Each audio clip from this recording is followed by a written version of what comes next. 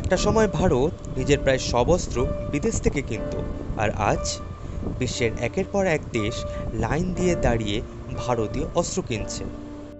Philippines কিনেছে BrahMos, Armenia নিয়েছে পিনাকা এবং আর্টিলারি, মরক্কো কিনেছে ভারতীয় সাজোয়া যুদ্ধযান, আকাশ প্রতিরক্ষা ক্ষেপণাস্ত্র ব্যবস্থা কিনেছে তুর্কমেনিস্তান, আর্মেনিয়া এবং তাজিকিস্তান, মায়ানমার, আর্মেনিয়া, লাইবেরিয়া, মিশর এবং ইউক্রেন কিনেছে রাডার, ভারতীয় সোনার রয়েছে মায়ানমার, বলিভিয়া, ভেনেজুয়েলা এবং তাইওয়ানের কাছে।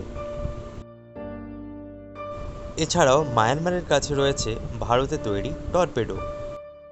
সেইশেলস, মালদ্বীপস এবং মায়ানমার ব্যবহার করছে ভারতে তৈরি কোস্টাল সার্ভেলেন্স সিস্টেম। ভারতে তৈরি মিলিটারি গ্রেড প্যারাশুট রয়েছে মালয়েশিয়া, ভিয়েতনাম, সিঙ্গাপুর এবং বুলগেরিয়ার কাছে। মেক ইন ইন্ডিয়া এখন শুধুমাত্র আর একটা স্লোগান নয়, ভারতের প্রতিরক্ষা শিল্প ধীরে ধীরে বিশ্ববাজারে শক্তিশালী অবস্থান তৈরি করছে। আপনার কি মনে হয়, বিশ্বের শীর্ষস্থানীয় অস্ত্র রপ্তানিকারক দেশগুলির মধ্যে ভারত কি জায়গা করে নিতে পারবে? কমেন্টে জানান আপনার মতামত, এবং প্রতিরক্ষা সংক্রান্ত আরও বিশ্লেষকমূলক ভিডিও দেখতে আমার চ্যানেলটি সাবস্ক্রাইব করবেন। ধন্যবাদ।